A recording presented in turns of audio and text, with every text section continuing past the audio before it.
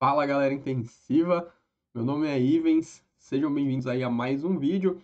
Nesse vídeo de hoje é mais para a gente complementar o Sunday Paper 129.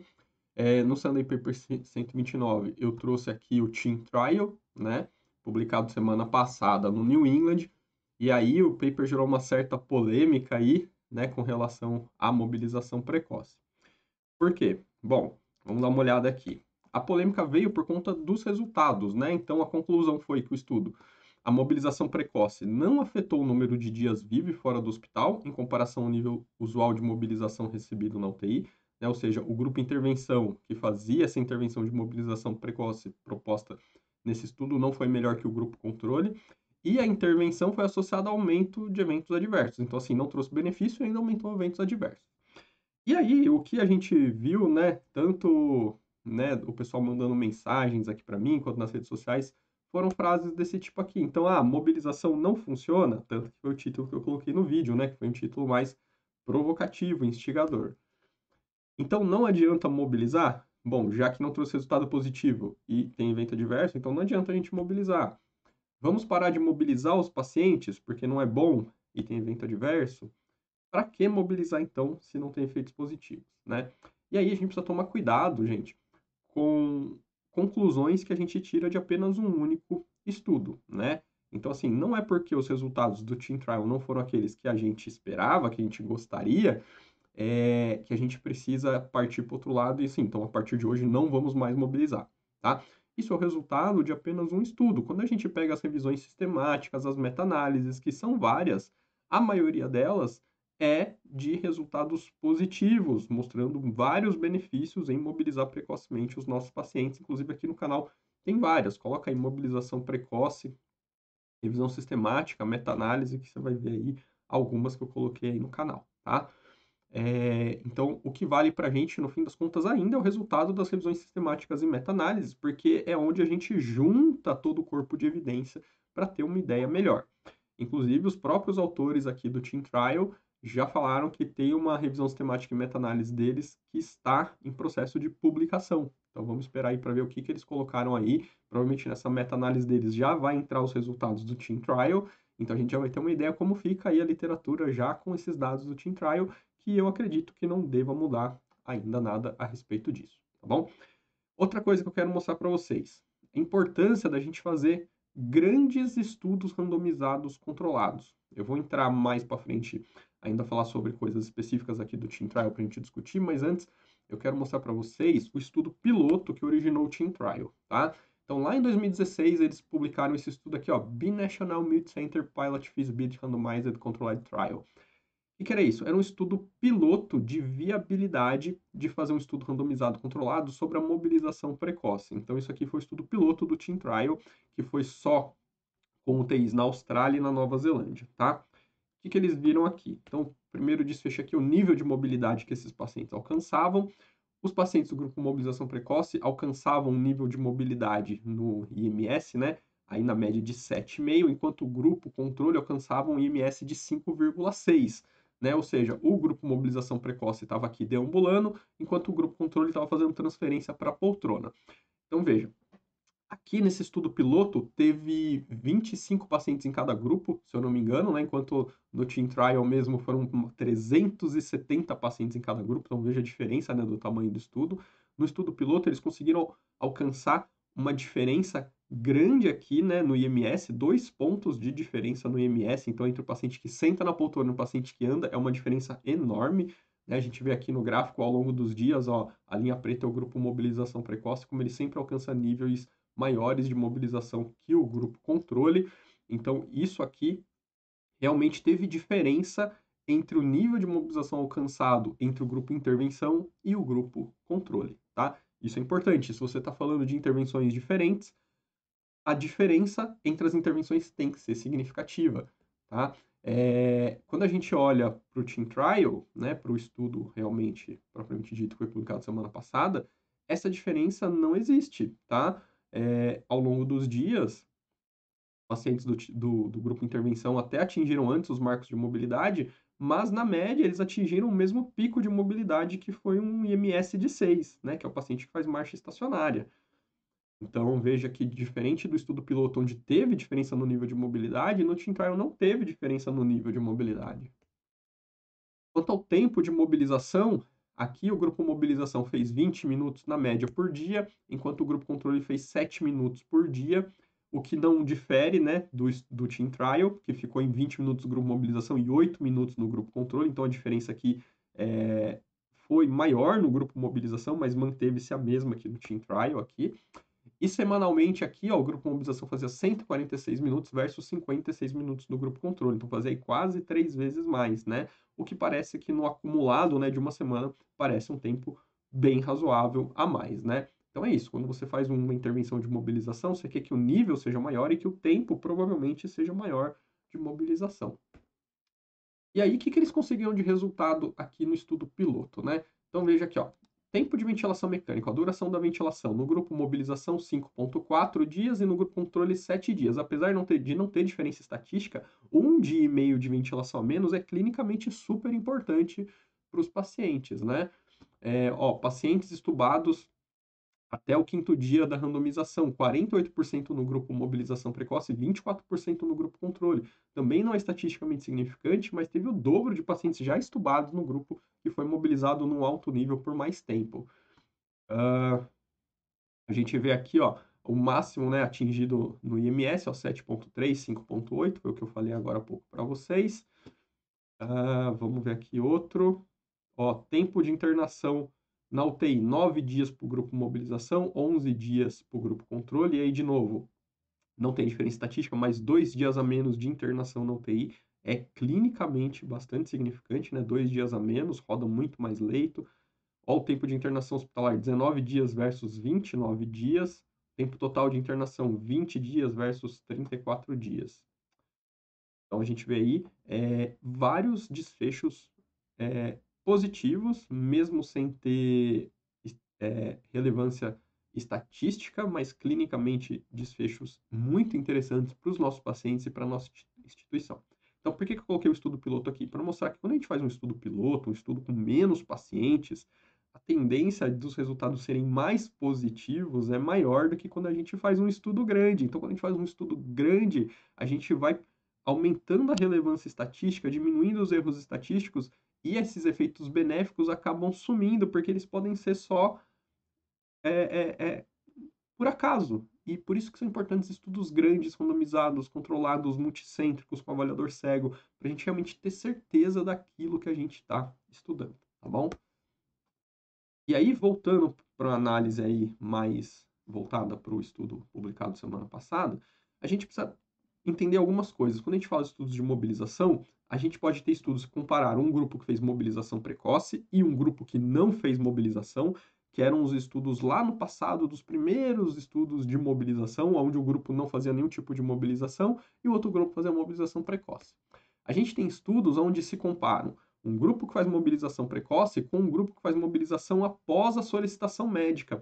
Isso aqui, por exemplo, é o estudo lá do Scheickert, de 2009, é o estudo do Peter Morris, de 2008, onde um grupo fazia mobilização precoce com uma equipe que ia fazer uma busca ativa pelos pacientes que podiam ser mobilizados, versus um grupo que só fazia mobilização, só era atendido, avaliado pela equipe de mobilização ou de fisioterapia só quando o médico pedia. Então demorava-se muito mais tempo para isso acontecer e acontecia para poucos pacientes. E os resultados, a gente sabe que quando compara mobilização precoce versus sem mobilização ou mobilização após solicitação, os resultados foram muito bons. Então a mobilização trouxe muitos bons resultados porque a gente comparava com um grupo que não era mobilizado ou que demorava muito tempo para ser mobilizado.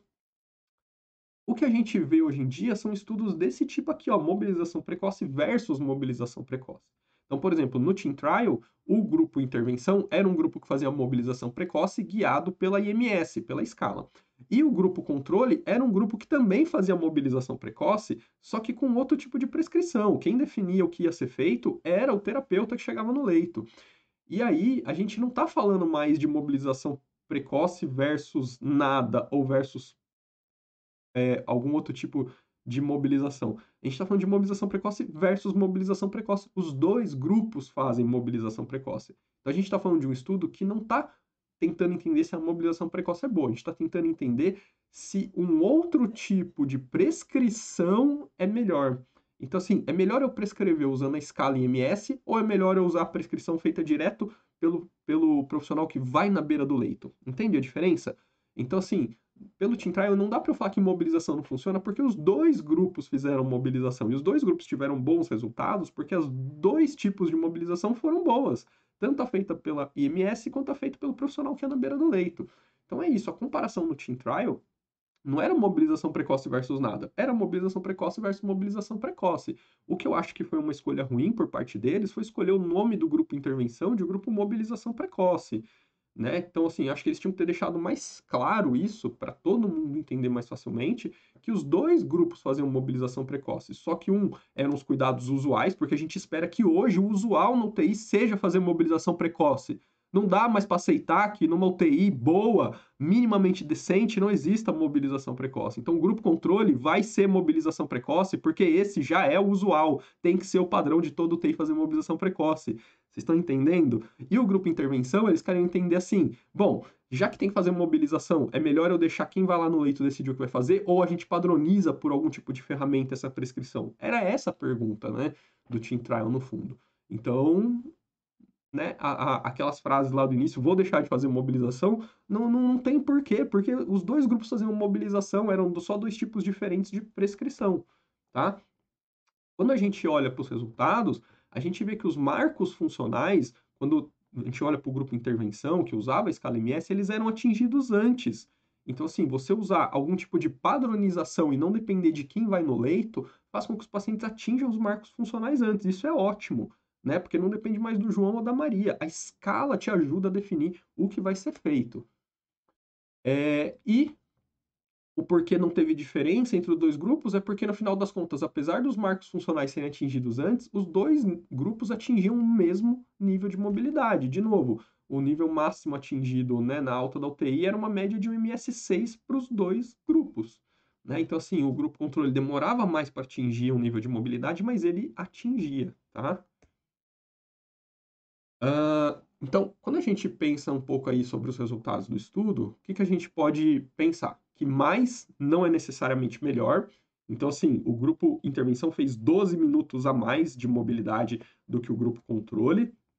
Ele atingiu os marcos funcionais antes, porém parece que fazer antes não é necessariamente melhor, né? Foi basicamente o que o estudo mostrou pra gente, porque o grupo que demorava mais e fazia menos minutos por dia também tinha os mesmos resultados. Isso, por exemplo, para a gente aqui no Brasil é um ótimo resultado, né? Não é um resultado ruim, por quê? Porque a gente tem pouco tempo para atender os pacientes. E às vezes as pessoas falam assim: ai, mas eu vou deixar ele 5 minutos de pé, eu vou andar 2 minutos com ele, eu vou deixar ele 20 minutos na poltrona? Vai, porque parece que mesmo pouco faz bem para os pacientes. Tá? Ai, mas meu Deus, os pacientes são muito graves, eles demoram para estabilizar, não tem problema. Atingir os marcos funcionais, mesmo demorando mais tempo, foi bom. Então, entende? A gente não tem que procurar as desculpas para não fazer. A gente já sabe que tem que fazer. A mobilização precoce está muito bem estabelecida. Tá? A gente está tentando entender melhor o como, quando fazer a mobilização. Ela tem que ser feita. A gente está tentando refinar um pouco melhor as nossas respostas. Tá? Então, uma coisa que os autores trazem muito claro, né, nos comentários deles é que mais não é necessariamente melhor, né? E isso, obviamente, vai ter que ser muito mais explorado em estudos futuros aí. Outro questionamento que a gente pode levantar, que não foi o levantado pelos autores, né? Esse aqui eu que estou levantando, é que 12 minutos a mais não foi o suficiente. Então, o que eu estou querendo dizer aqui? É que talvez apenas 12 minutos de diferença entre o grupo controle e o grupo intervenção não foi o suficiente para mostrar o efeito da intervenção. Talvez, se eu quisesse mostrar que essa intervenção usando a escala fosse eficiente, eu teria que fazer muito mais tempo do que o grupo controle. Só 12 minutos talvez não foi pouco, talvez tivesse que ser 20 minutos a mais, talvez 30 minutos a mais. E aí a gente começa, mesmo que dê um resultado positivo, se você tiver que gastar 30 minutos a mais, será que isso é custo efetivo? O tempo que você gasta fazendo isso, será que realmente vale para o desfecho que você está conseguindo? Então a gente precisa de estudos também para tentar mostrar melhor um pouco isso, tá? E aí, a minha pergunta é a seguinte: nesse estudo era um grupo que fazia mobilização versus o outro mobilização, mas eles não tinham um protocolo de exercício, eles usavam atividades funcionais baseados em marcos de mobilidade. Exercício no leito, sentar à beira-leito, transferir para poltrona, ficar de pé, marcha estacionária, deambular. Não tinha um protocolo de exercício. Será que agora não está na hora da gente, já que a gente já sabe que a mobilização precoce funciona, não é hora da gente começar a comparar mobilização precoce versus exercício? Porque se eu quero preservar massa muscular, se eu quero preservar força, se eu quero preservar funcionalidade, eu tenho que fazer exercício, eu tenho que dar sobrecarga para esse músculo, eu tenho que usar peso, treino resistido, né? Isso para mim é o futuro da coisa. É trabalhar exercícios resistidos versus a mobilização precoce, para a gente tentar entender se isso realmente faz diferença ou se o que faz diferença realmente é só ficar ativo, não precisa necessariamente fazer exercício, precisamos ficar somente mais ativos para ter melhores resultados, tá? Então, isso aí foi para a gente ter uma ideia melhor, discutir um pouco mais, pegar um pouco mais as entrelinhas do estudo, tá? Não se basear só ali nas conclusões. Quando você pega lá o material suplementar, por exemplo, você vê que a média de RAS dos dois grupos foi -3, que teve uma incidência bem significante de delírio nos dois grupos, né? Que os pacientes, mais de 90% deles usavam sedativos. Será que esse não foi um problema? Será que o problema que a gente não pode só pensar em mobilização, tem que ter um protocolo de analgesia e sedação associado, porque se eu não fizer uma boa analgesia e não diminuir a sedação dos pacientes, eles não estão suficientemente acordados para colaborar com a mobilização. E aí a mobilização não vai acontecer adequadamente.